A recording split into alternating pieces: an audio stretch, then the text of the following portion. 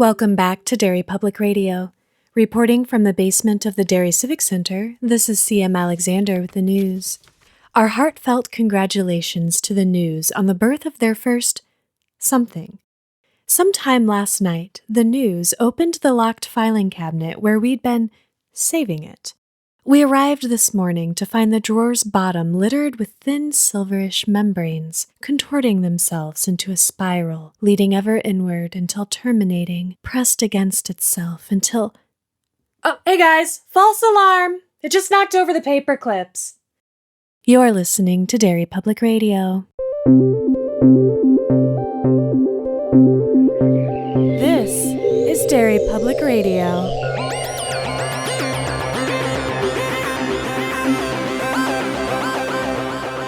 Welcome back to Derry Public Radio, a bi-weekly Stephen King Book Club podcast. I'm one of your hosts, CM Alexander, alongside Joshua Kahn. Hey, everybody. And Benjamin Graham. Hello, constant readers. And today we are continuing our Patreon selection from Elizabeth Trudeau of From a Buick 8, where we are covering Through Now Sandy. If you are following along, and if not, major spoilers ahead. Josh is going to be leading our discussion, and just a disclaimer, our audio might sound kind of extra special because we are recording remotely due to COVID. Boo. I am getting nervous, y'all. It was Josh's turn, and now it's CM's turn. It's looking bad for me. Cause a wheel, Ben. Comes around. Oh God, I'm so sad we can't be doing this episode together because I'm so fucking pumped about this section of this book, because it's just more of that unanswerable question insanity that I've been loving out of this book. I feel so similarly to the first time I read Revival, where I feel this like it's just a bunch of people sitting around, and I'm like, I want it to get to what I know is inevitable. I know something terrible is coming, but it's there's so much mundane stuff. Yeah, I'm not entirely sure how I feel about it yet. I'm glad you brought that up, because some of the mundane thing is something I want to talk about a bit later, because it feels there's an important part of it. Same. Yeah, I agree. It's like sitting around a campfire listening to a ghost story. Yeah, except for it's broad daylight behind a police station. Yeah, but the thing is, like, just looking back in the past, and then some people aren't there to tell it, and then everybody's taking turns. It's kind of cool. When they bring it back to the present, and you're reminded that they're all just like sitting around a smoker's bench outside, I completely forget every single time because I'm so drawn into the story. All right, so quick recap. Troop D, state troopers in Pennsylvania, took possession of a Buick 54 Roadmaster, but it's not a 54, it's not a Roadmaster, and it's certainly not a Buick. And one of the officers, it turned into jelly, and now they're telling his dad, or telling this kid all about his dad. Wait, what? Right? Yeah. One of the Wait, who turned into jelly? Kurt. He got hit by a truck, though. You made it sound like the way it's described later, that boy got turned into jelly. Yeah, I didn't think they could further describe the horror of his accident and make it worse than it did. At least they didn't do it out loud to Ned. Yeah. The brief description of what happens to Kurt parallels the horror of the things that come out of the car, I think. Yep. Yeah. The thing I'm most excited to talk about is what the car represents. The Mist. Fuck. We're just reading the rest of The Mist. Yeah. It's a door. Things are coming through. All right, let's jump into it. And we're going to pick things off with a new narrator. Sandy passes the story to Archie and Huddy for a first-hand account of this birth that we alluded to in the last episode. First thing that jumped off to me about switching to Archie is that almost immediately he has the same thought about Ned that Sandy's been having, which is, first, the kid's not going to believe what I have to say, and second, everything about this kid reminds me of his dad. And I thought that was very cool. We haven't talked about Arky. Would either of you like to explain who Arky is in relation to Troop D?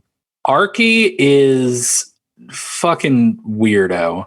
He's the troop's janitor, right? Yeah. Mm-hmm. He's the like groundskeeper and does stuff around the barracks. But he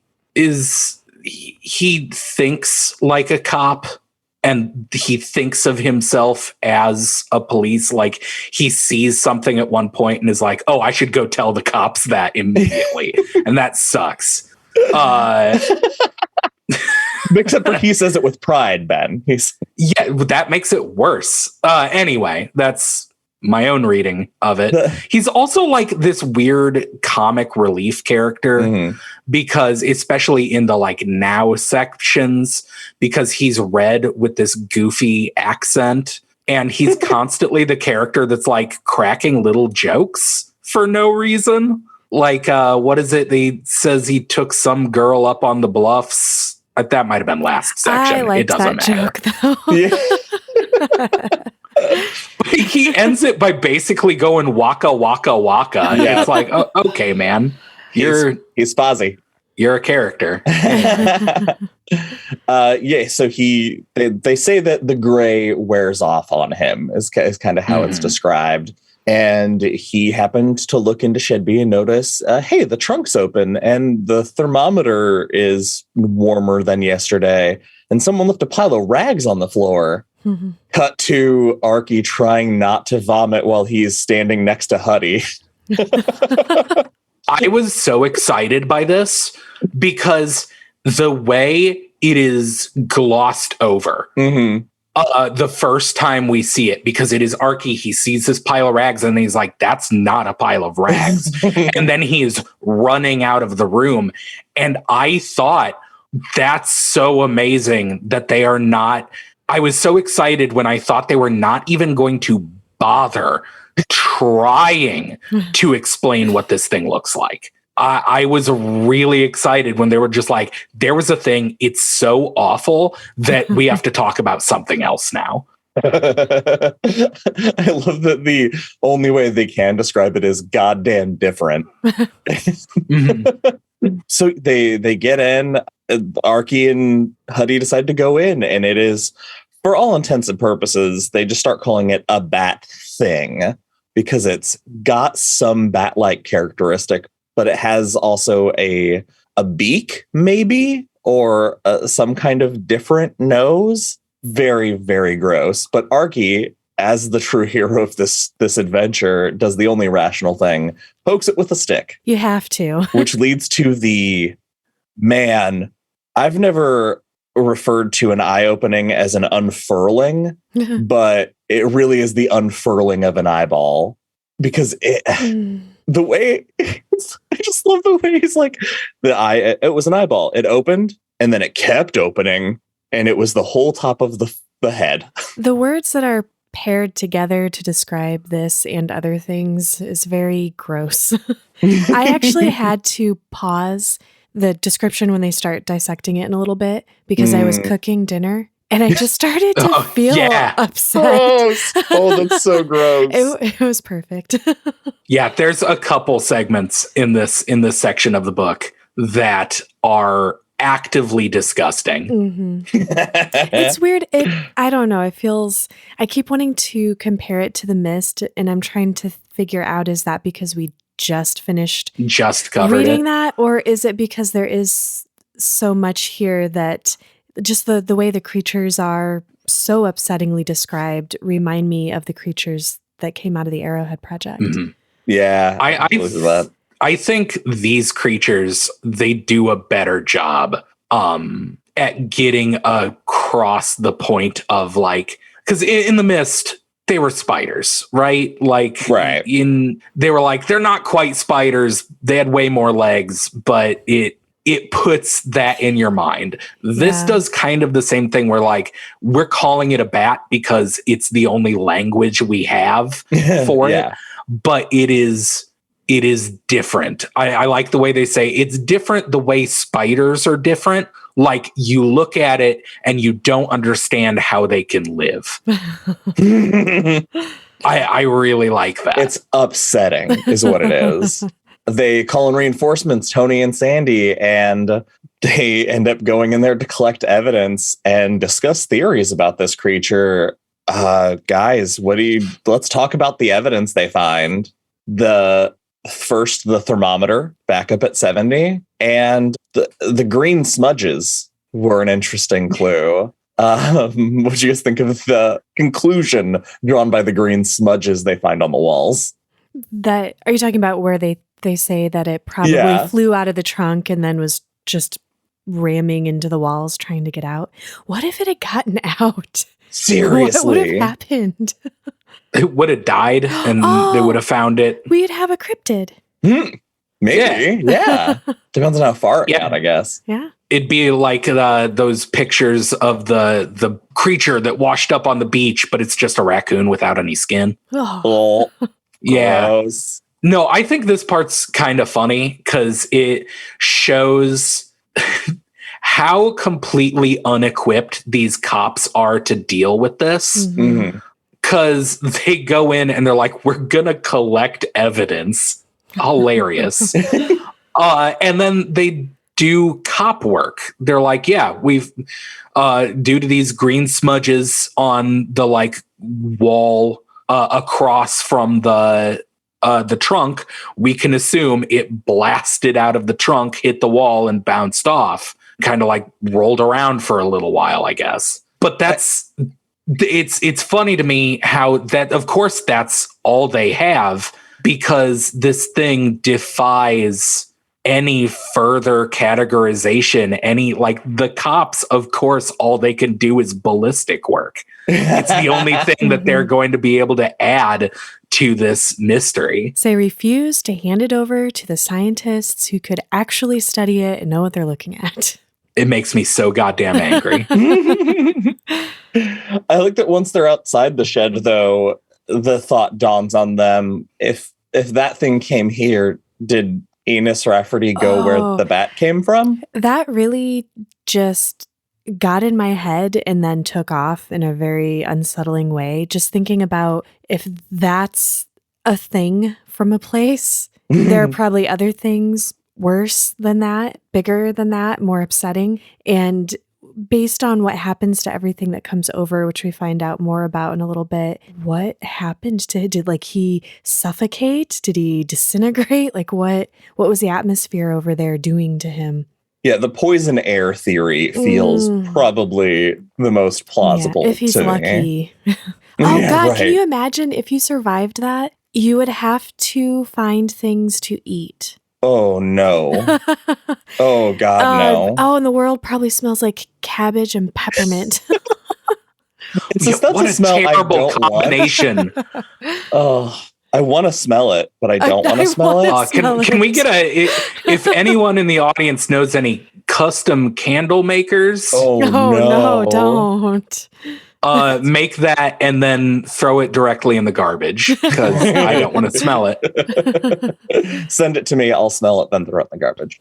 So they've taken this evidence. They're setting up a makeshift evidence locker. And Sandy, Curtis, and Tony are the only ones with the access because they are now in charge of this investigation. Why do you think that Tony brings Sandy into the inner circle of this? I assumed it was because Tony is grooming Sandy to take his place when he retires. Yeah. And I don't know if we've talked about this or if this is more in this section, but we definitely do get a lot of thoughts about how Tony and Curtis are kind of taken with the Buick. Like, of anybody, they're the two most focused. I don't know if I'd say obsessed for Tony, more so Kurt. And Sandy is probably the third most involved, but also the most clear-headed. He doesn't have like this personal connection or stake in it. He's just, from what it seems like, good at his job and, has a clear head, which I like. Yeah. Sandy's my favorite, definitely. Oh, yeah, it's definitely not fucking Kurt. I don't like Kurt. I'm sorry. Can we just talk about it a second? I don't like him. I hate Kurt, which is interesting because, like, Sandy kind of turns on the kid in the present. Yeah. The more the kid starts to act like Kurt, the more angry Sandy gets, right? Yeah, he starts to act kind of entitled. And there's a really cool section later about how Sandy says that Kurt at least had the uniform to keep him grounded and to provide context for what's happening, which is extremely important in the story. And Ned doesn't have that to keep him in reality. Yeah. That's around the same moment when he talks about how much he respected Kurt because Kurt liked his job more than his family. Fucking neat. Fucking neat. Is this the part where he was saying it would be better if this was like a sort of a rite of passage where Ned would have to go on some quest and do something to symbolize his entry into manhood, but nowadays it's more about how you feel about things, which I found really interesting. And I maybe you guys can pull this. My COVID brain sucks, but there's a part a little later because it's like he's almost criticizing the way the world is at that time where you're more focused on what people feel and think about situations. But then later in the book, it's interesting. Sandy kind of does that himself. He takes more of a feeling stance on things. And I just thought that was an interesting reflection where he criticized it and later he was sort of embodying that same philosophy.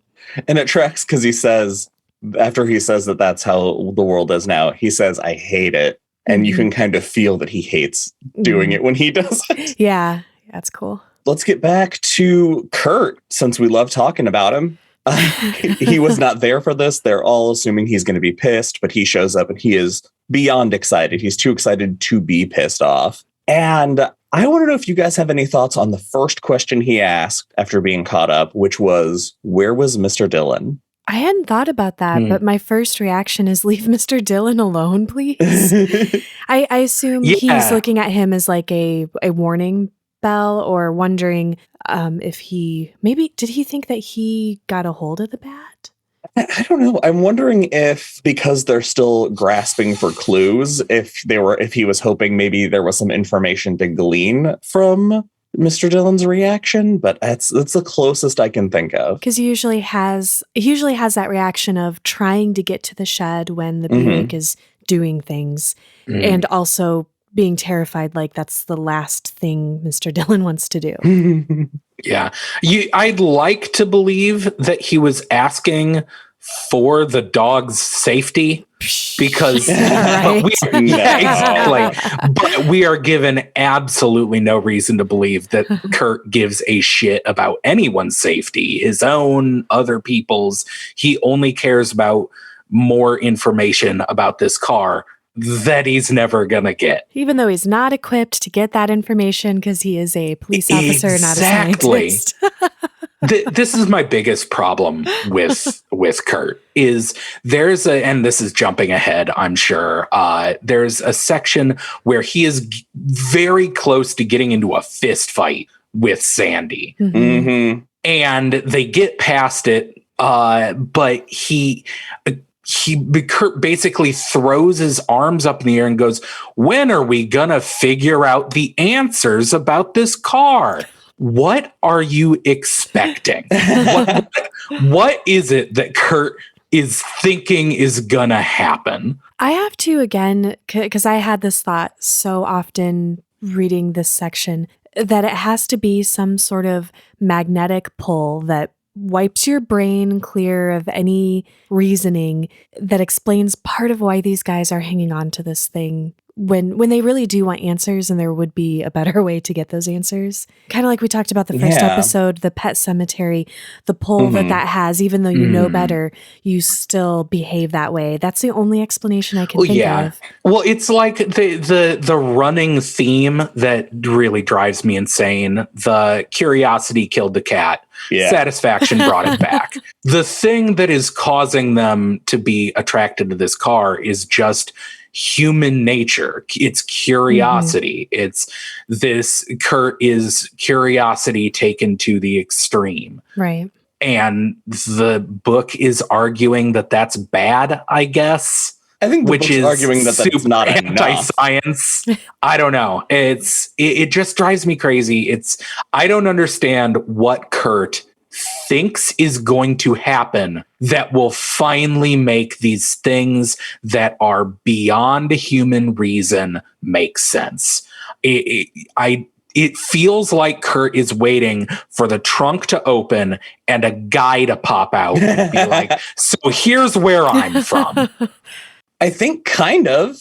I think that's kind of he's so evidence-based that he is, I think, in his mind, if he can gather enough evidence, if he can get enough information, he can solve it. Mm-hmm. I genuinely think that it's obsession meets the having the job kind of in his DNA. Yeah. After all of this, in the following weeks, they explore the ideas of how they could run surveillance on Shed B, since there are things like weather, visitors, other troopers. They don't want to seem suspicious.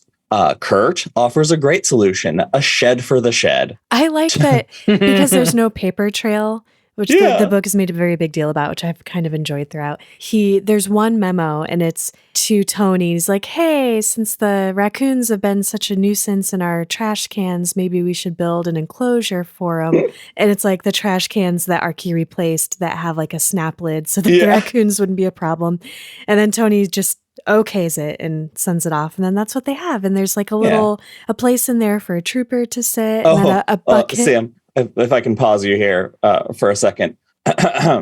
On the third day from the memo, the room turned out to be for 3 stock shelves, 2 garbage cans, and a state trooper watching Code D. I refuse to react to this. Josh, I pass. He looks, listeners. Josh looks. I'm so happy with myself. Are you proud of yourself? I am. Do you feel good about yourself? So good. I wrote that and I was like, gold. I'm feeling very Christmassy, guys. That's good.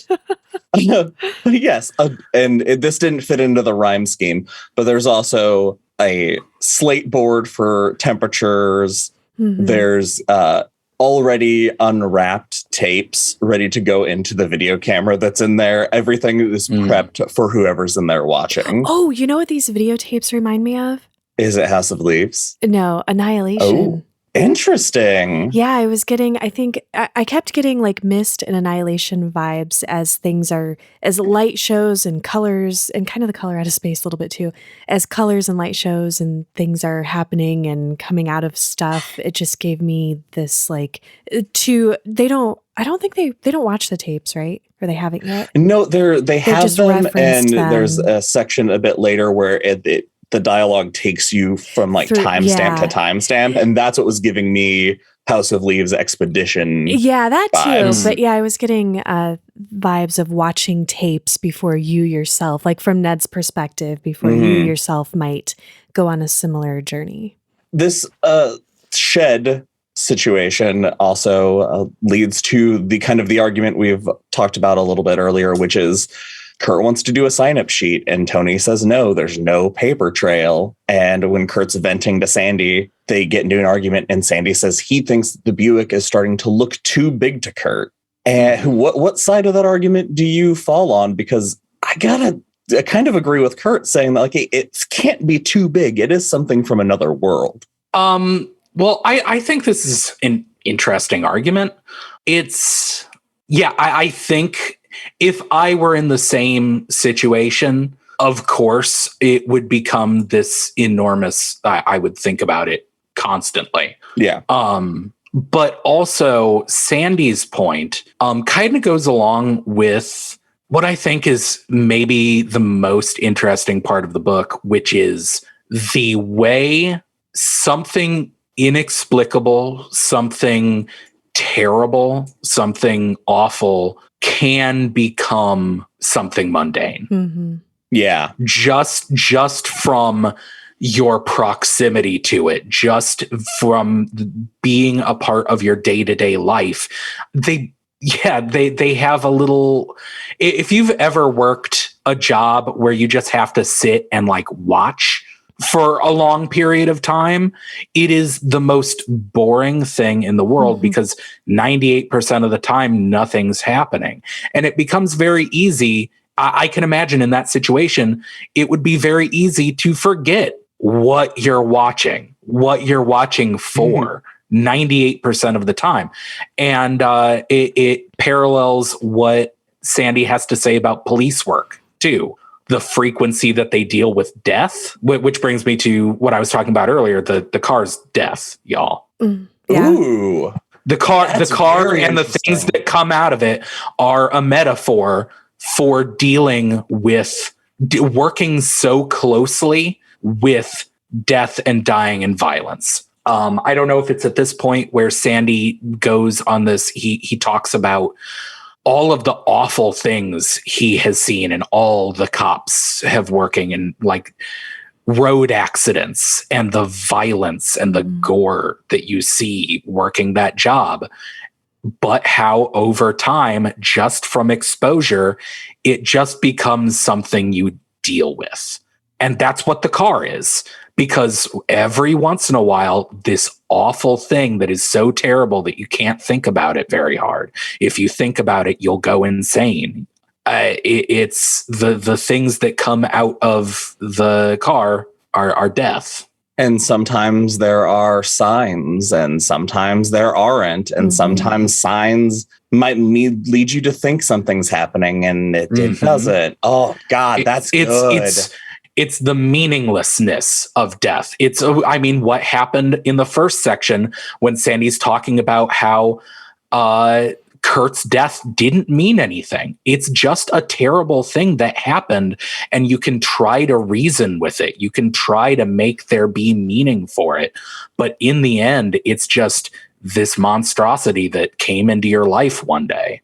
Hot damn. Well, that's the end of the episode, I think, Ben. I think you cracked it. That's wild. No, I'm very excited to read the rest of this book with that in my head. Yeah. Let's jump to the next light quake. There are a few things that happen before this. We get two new characters, Jimmy and Rosalind, who are two gerbils that live in a habitat in the front seat of the Buick. Awesome. I love the idea. Tony lies to a reporter and says, "This is fascism." I hated this. This drove me crazy. I'm sorry. I'm just ranting. As soon as he described what he did as fascism, I was like, oh boy, I'm just going to turn this over to Ben. It's wild that Stephen King just like faints at this really interesting idea that these cops, that they're doing this for what they think is, the greater good, that turning it over to scientists, who knows what the scientists will do with this knowledge and whatever. But then by acknowledging that, like, oh, we're lying to the press, this is fascist ideology. This is something cops shouldn't do. But then immediately it becomes a non-issue. They're just like, oh, well, we're the good guys. We're not, I think they say, we're not like those cops in the big cities that are like really bad because how fascism hasn't trickled down to the rural cops yet. The rural cops never do anything terrible and unspeakable, right? It faints at this, like, I immediately perked up because I was like, oh, they're going to be like, the rest of the book is going to be, where do we draw this line? How far do we go in keeping this for ourselves? Nah, it is not really a concern. I don't think. They're just like, no, this is what we do and this is fine. I think Tony carries it a little bit. I think the way he describes it, that the way it's told sounds like it's a decision that like he made, and like, yeah, he made it, but he didn't want to be making it.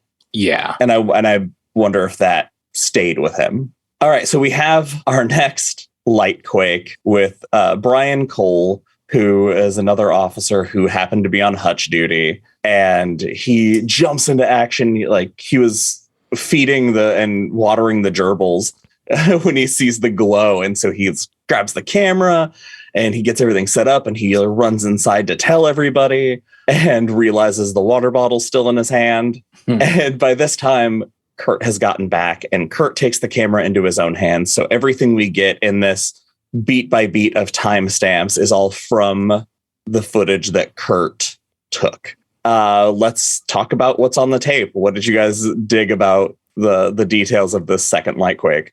So let's talk about what is on the tape, because the excited voices, everybody is trying to like get their eyes in to see it, and jagged bursts of lightning just start coming from the trunk. And there's a guy on the tape in the background that just goes, "She's pissing fire." It's so good. And when the light show stops, the recording stops. But according to the timestamp, it was turned back on just a few minutes later. And Kurt has the cord wrapped around him that he bought. Tony is recording and he's going in to check on the gerbils. And we find out that this was like a giant fight. I love this idea of the rope because that they use the rope a lot. And every time, I think it's Sandy who will always point out, we don't know if that rope is going to work. We don't know if there's going to be a flash and then we'll just have an empty rope. Like it doesn't mean anything. It's just for their own comfort, I guess, with each other. It's a placebo. Yeah. But like we get the switch of Tony holding the camera and he's like shaking. He's not as good a filmmaker as Kurt because they have an argument about Kurt wanting to go in there and check on things because the guy with the gerbil water bottle, right? He's the one who's like, oh, whoops, I forgot to put this back. We don't want to leave them without water. He's what gives Kurt the excuse that he has to go back Kurt in. Jumps on and Tony is so pissed about it. But he does it, man. He goes in and comes back out with the habitat minus one gerbil. Jimmy has vanished. He's with Ennis. Now he has a pet wherever he is. Right. Oh they should just be sending him stuff like sandwiches and fresh water. I love that. Is there any evidence that inanimate objects have been disappearing? Yes. Later, kind of. We'll get to it. We'll get there. Okay. Now we've jumped back to the present and Eddie Jackaboy is here and Sandy is excited to see him because he knows Eddie has some stuff to tell. And Eddie actually tries to leave without being a part of this. And Sandy stops him and he's like, hey, we're telling Ned stories about his dad. Kurt saved your ass in a shootout. You should stay. I am so shocked that we didn't just dive into this, just take a 20-page aside as we usually would right? to dive into this shootout, but we don't because he starts to explain and Sandy's like, we can talk about those two assholes later. Let's continue on with the story. So this is we've talked about this section kind of already, but this is the part where Ned asks if they ever had the talk about the big picture and Sandy explaining that it can be mundane because it just is. He says that the closest they ever got to discussing the big picture was at this like Memorial Day picnic that they all were on and stuff. They surely slips that in 88 something awful happened. So we're not quite there yet, but I'm very excited to hear about 1988. But after that, she asked Kurt what he thought the Buick was. And that's when we see that by that point, Kurt says it doesn't matter. And Eddie chimes up saying that Kurt told him that he thought it came from a different dimension by accident and it's been forgotten here. And they're like, no, that's impossible. And they're like, no, there are like nuclear weapons that are hidden away. And if something happened in 200 years, how many of those do you think will have fallen off the map? Which is horrifying because it's real. Next, Phil pipes up and he's like, hey, tell him about the leaves. And Sandy's like, you tell him about the leaves. I love the leaves. CM, tell us about the leaves. Okay, this is so weird why I could see this being me. So good weird start. So Phil had noticed that every time the trunk opens, like there's a light show, something seems to come out, and he notices these leaves all over the place. And this guy, Phil, is just desperate to get these leaves. And they're like, no, no, no. He's like, just hold on to my ankles. I'm just going to reach in and I'm going to grab a few. And he grabs them. He's starting to grab them. And what is it, like another flash goes off or something startles him? It's that when he touches them, it hisses. Oh, they hiss and like they're disintegrating and they're like turning. Yeah, they start to rot. White and kind of like milky, gross.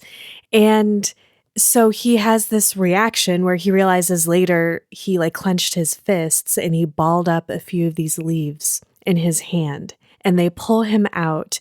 And the part that fucked me up a little bit was that he was saying for a very, very long time after that, there were often times where he could not touch food with his hand. If his wife made him a sandwich, he would keep it in the wrapper and then like dump the last bite from the wrapper into his mouth without touching it because he just couldn't stand the thought of putting something that had been in his hand that had touched those leaves into his mouth, even after a lot of time had passed.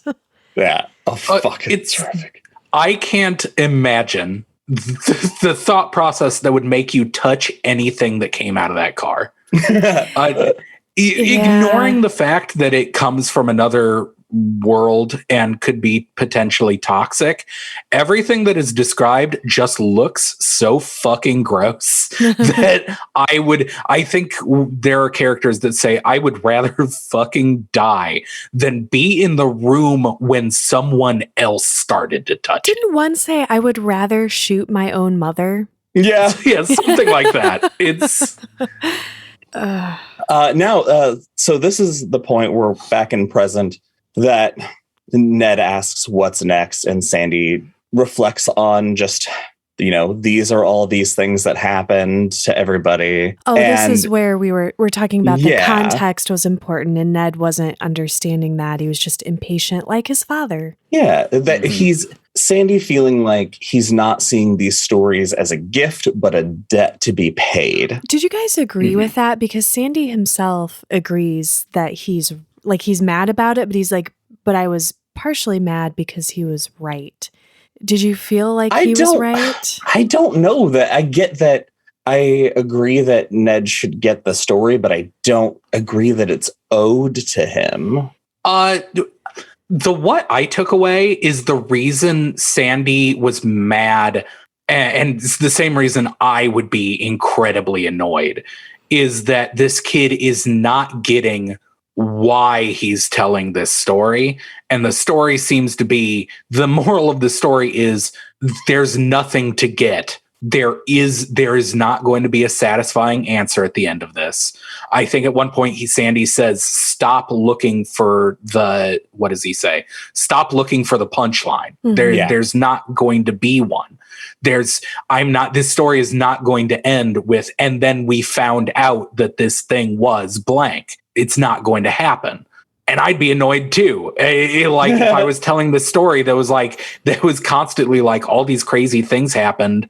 There's no way we could ever know why or how. Mm-hmm. And if a kid was like, well, hurry up and get through the story so you can get to the part where you tell me why and how, I'd be like, shut up.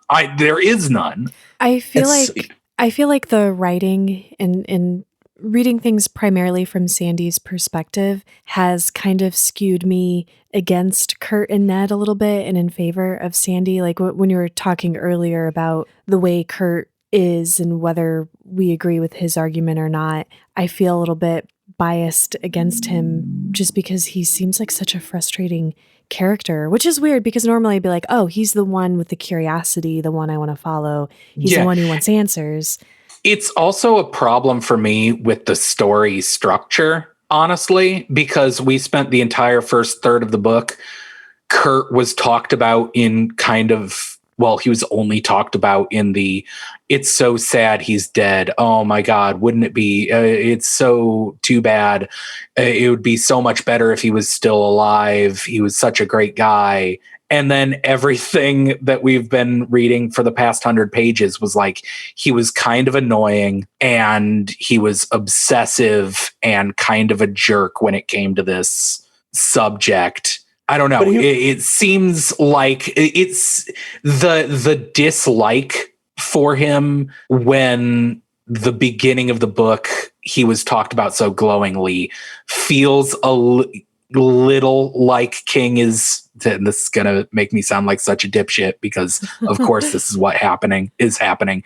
It feels like King is making it up as he goes along, which is what writing is. I understand that, but also like it doesn't feel entirely natural, if that makes sense. Is it that these things about Kurt come out when it's about the Buick, but they talk about that he was a great cop. He had a mind for the job. So maybe this stuff is the exception and not the rule for Kurt. But we're just not getting the other stuff. We're only seeing the exception. Mm-hmm. Okay. That makes sense. Yeah. Let's jump to the dissection.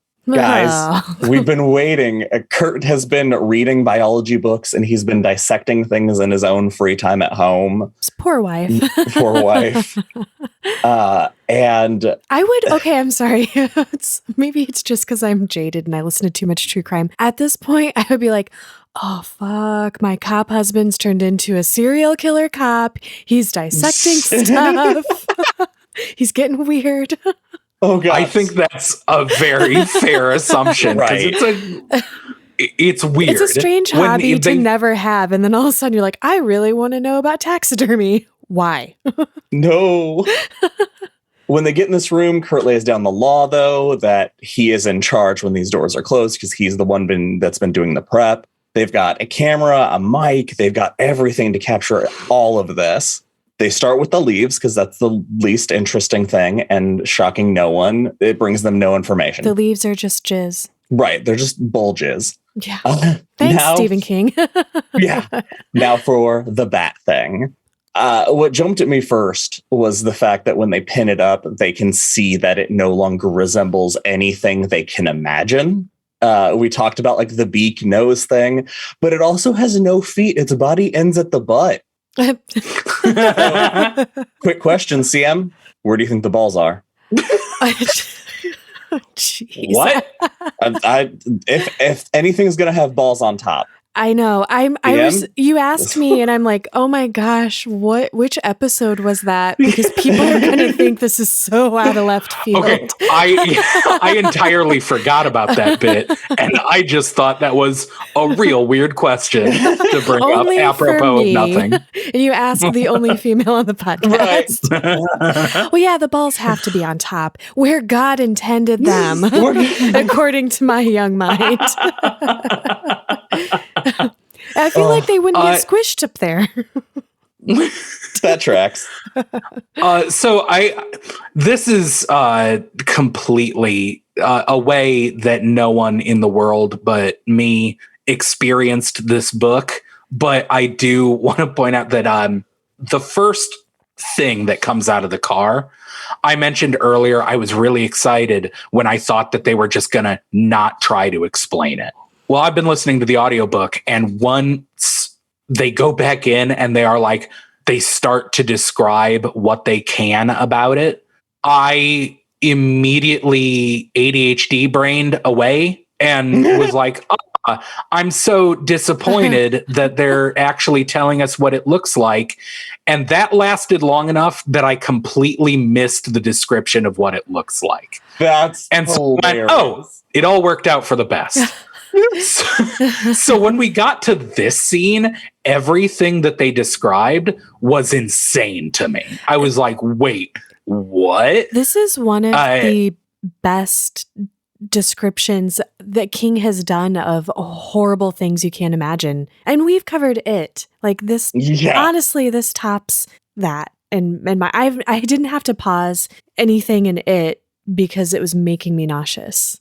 All right. You know what? For the sake of all of us, I'm just going to burn through please. The description so that we can just take it all in and then talk about it. What? So he cuts into it. Black goo leaks out, and there's a green mass that could either be a lung or a brain. When he tries to cut the green organ free, it pops, hisses, and withers like the leaves, releasing that same smell. Kurt then stabs the single eyeball, and it is followed by it deflating and withering, and a cotton candy-esque pink material bulges out of the socket and then liquefies. They conclude in the lower gut, and if you haven't had a nightmare yet, here it comes. There's a bluish gray sack that he cuts open, and pellets start dropping to the floor. Membranes with a single eye frozen open. Sandy does what the only option is and flies into hysterics and throws up all over himself. Yep. Wasn't there something wow, guys. spongy described too? I might have blocked out that trauma. It's just things like popping and sponge descriptions and sacks always get me. So gross. The thing that got me, the thing that made me go, oh, I hate this, was the cotton candy. Yeah. When he pierces something, and something that is described as like cotton candy or insulation, like fibrous material, and way too much of it sprays out. And that's also the stuff that they say smells like, what was it? The peppermint and cabbage. Like rotten cabbage. It's so disgusting to me. And that it's responded to, oh no, it's just pressurization. Yeah. They or it's depressurized, and that's why it expanded so much. It's so gross to me. Mm-hmm. It's unfathomable. I can't think about it too much. Yeah, it's so unnatural. If I ever saw something that was ever living explode into cotton candy, I would maybe never eat again. I'd go away. Yeah. Amen. After they calm down, they spend like the next hour cleaning up. And reflecting on it later, Sandy realizes that that's when the magic of this whole thing broke for Kurt. That there would not be answers, that from here on out it would be mundane, and that'd be it. I thought this part was really fascinating, just considering everything Kurt has done and the way he's behaved. We're talking about, seeing his behavior in the extreme, primarily in these flashbacks, these retellings. That he had this moment was surprising to me. Yeah. It brings me back to, what the fuck was he expecting? What was he expecting to open this thing up and find and make that would make him go, oh yeah, I get this? Like, I think he was hoping to find enough of a bat inside the bat thing. There's also a mention here that Kurt mentions that it's good they were wearing masks because the little sack exploded and none of the black stuff got into their mouths, and that'd be pretty bad. And then apparently he was right, is the teaser there. Yeah, when they shower later, their eyes are all bloodshot, like they'd been fighting a fire. Mm-hmm. So that it was good they wore it. Was weird reading about masks, honestly, in this part. It's like, masks aren't much good for keeping the germs out, but probably saved our lives. What? You've just described America. Right. Oh, yeah, Jesus. No, it adds into the anti-science sentiments of this book that we shouldn't be bothering trying to learn about this because it's just beyond our explanation, which I guess it's beyond yours because you're a policeman and this isn't your job. All right. So next we have the fish. God. Boy, I can't wait to talk about the fish. But before we do, Sandy tries one more time to give him like a rundown of the personal lives and the job outside of these events. And that's when he realizes Ned's just not going to hear it. He just wants to hear these things. And I feel like it's, considering the hold the Buick had on his dad, I feel like the story is turning into a slippery slope. I felt like that from the moment they started telling him this story. I think I mentioned that last episode. I have a horrible feeling. I think it's a bad idea to share this with this grieving kid who can't control his impulses, for one thing, because he's still a kid, and who, as Sandy himself, I think, has foreshadowed, he's mentioned, that Ned does not have the uniform like Kurt had to ground him. And I don't know what's going to happen with it, but I'm really worried about how it's going to end up. Let's get to 1983, the year of the fish. We find out that from 79 to 83, Kurt would occasionally feed the Buick animals when the temperature dropped, which was a very hit or miss results-wise. It's another thing that he's doing this as like he's still experimenting to see what the Buick will do. But it is further cementing that this dude doesn't know what the fuck he is doing. There is no rhyme or reason behind what he does. He puts gerbils in a cage in the front seat. He puts 2 frogs in a cage under the car. There's never a control. There is never any like thought put into, okay, we're going to put the hamsters in every position and see if it reacts differently depending on where they are. There's no,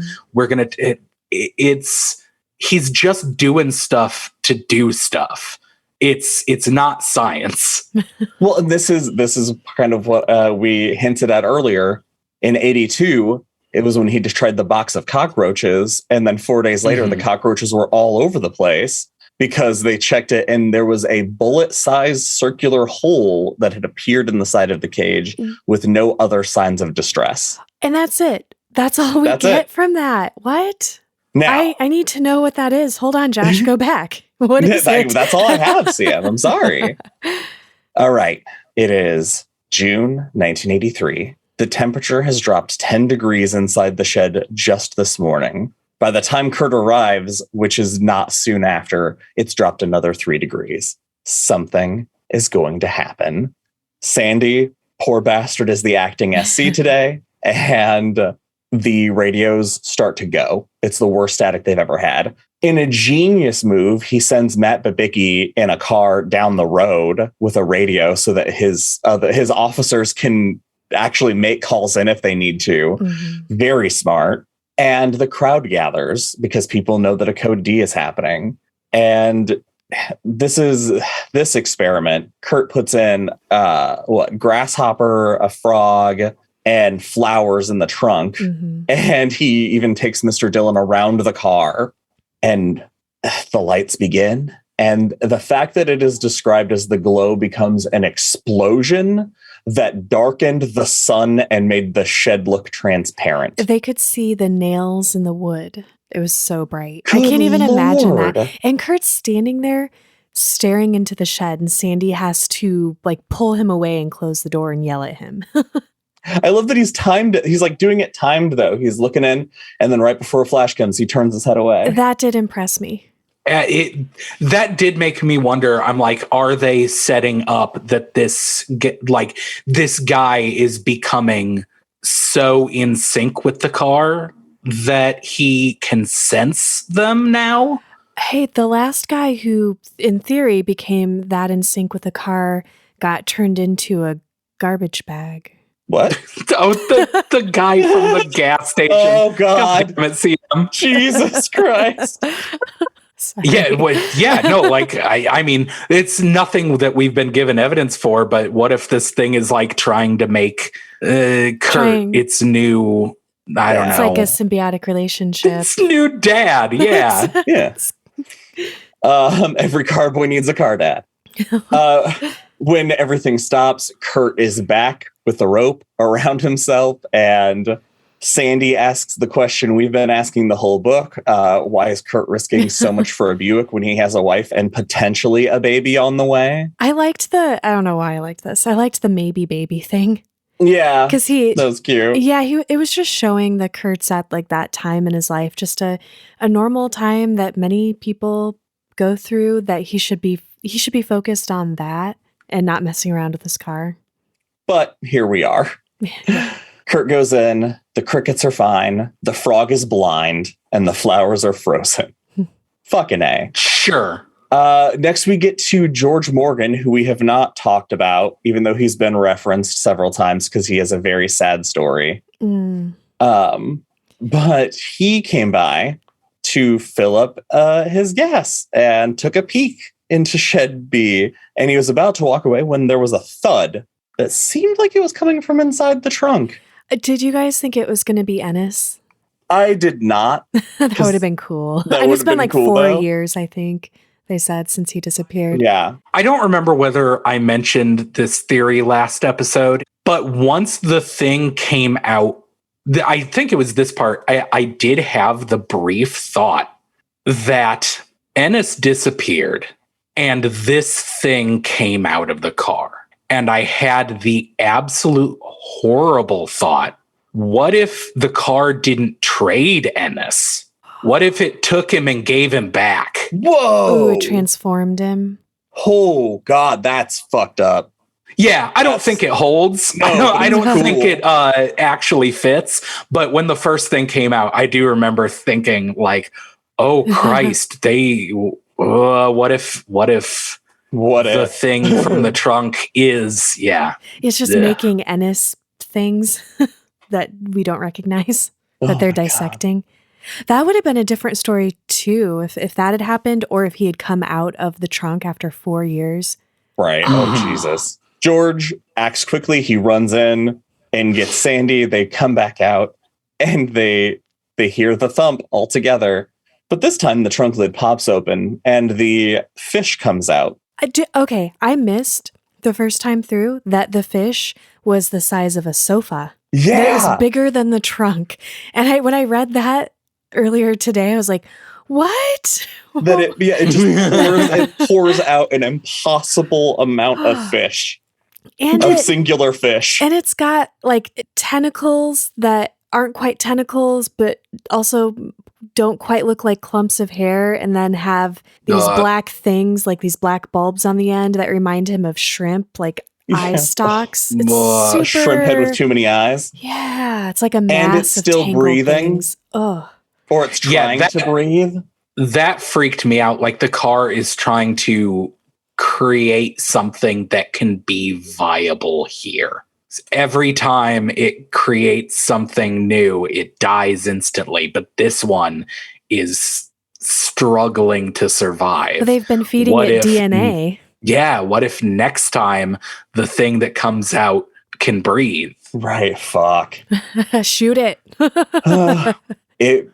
They can't get to it though, because it starts cutting open and goo starts coming out. It starts hissing and rupturing like the leaves did. And it becomes, the steam inside is so thick, they can't even see the Buick. And it has that same smell, the peppermint and rotten cabbage, but also the smell of salt. So the Buick pulled something from the ocean of this world where these things are coming from. The next day, they go in and they clean everything out. And Kurt is furious, of course, about not being called in for this. And Sandy tries to explain to him that, like, hey, man, you were out on a date with your wife. Like, you have a life to live. This can't be your only thing. And it escalates. And the way he brings it back to not turning into a fist fight is by telling him about the smell being the same. And Kurt's like, yeah, cool. Well, he kind of makes a joke of it. He says something kind of silly, and it makes them both laugh. All right, we're coming to the end of this section, and we're back in the present. They've stopped the story so Ned can go call in and lie to his mom, just like his dad had been doing for years. And that's not you. That's what the book says. Yeah, just to be clear. Sandy goes into the bathroom, and when he comes out, everyone is crowded around Shed B. And just like his father, Ned is the last to tear himself away to come back to this conversation. See, that's some foreshadowing that really worries me. Sandy reflects on asking Kurt in 1986 what he was proudest of, and he answered the uniform. It was that the answer was honest and terrifying.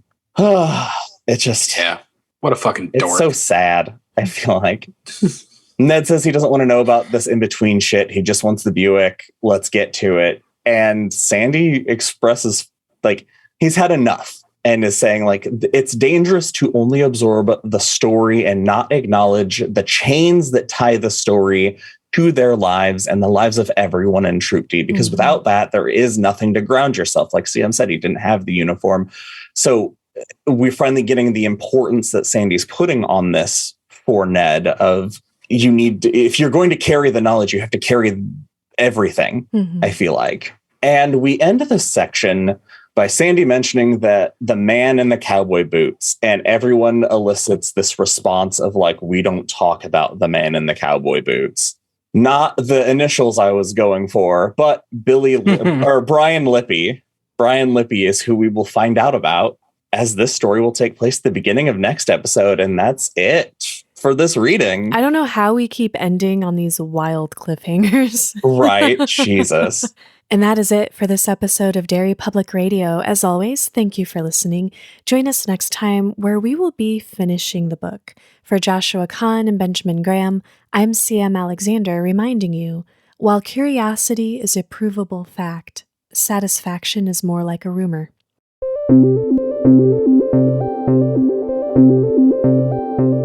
Hey everyone, CM Alexander here. Thank you for listening to From a Buick 8 Part 2. We hope you enjoyed it. We have some exciting events coming up in the very near future that I want to share with you. Last summer, we collaborated with Nerdspeak Brewery for our Room 217 Cherry Cheesecake Berliner Weiss Slushie. People loved the event and beer so much that we decided to get together again to collaborate on another tapping. Join us Friday, January 13th for Misery's Return, a cranberry orange spiced wheat beer served with a flash of orange zest fire and the most beautiful Annie Wilkes owning the room artwork on our signature black cans. Come have a beer with us at 5 p.m. Central and get your photo taken with Annie Wilkes. And we have a live virtual show coming up on Friday, January 20th. Join us online at 8 p.m. Central for Derry Fight Night Part 2. If you missed the first one, that's okay. You don't have to have seen it, but here's what you need to know. We used WWE 2K22 to create custom characters of ourselves and our favorite King protagonists and antagonists to face off in a custom Derry Public Radio wrestling ring. And the best part, we are continuing to make this live show free to all of you. So come join us on the 13th for Misery's Return and tune in on the 20th for Derry Fight Night, Part 2, Rivals. You can find more information about these events on our Facebook and Instagram at Derry Public Radio, and don't forget to also follow us on Twitter at Derry Public. You can email us at derrypublicradio@gmail.com, and as always, check out our Etsy store for fun merchandise and our Patreon for early releases of our episodes and bonus episodes that you can get at the $5 and up tier. Your support on our Patreon helps us keep our show going, and we sincerely appreciate each and every one of you. That's all for now, listeners. Goodbye.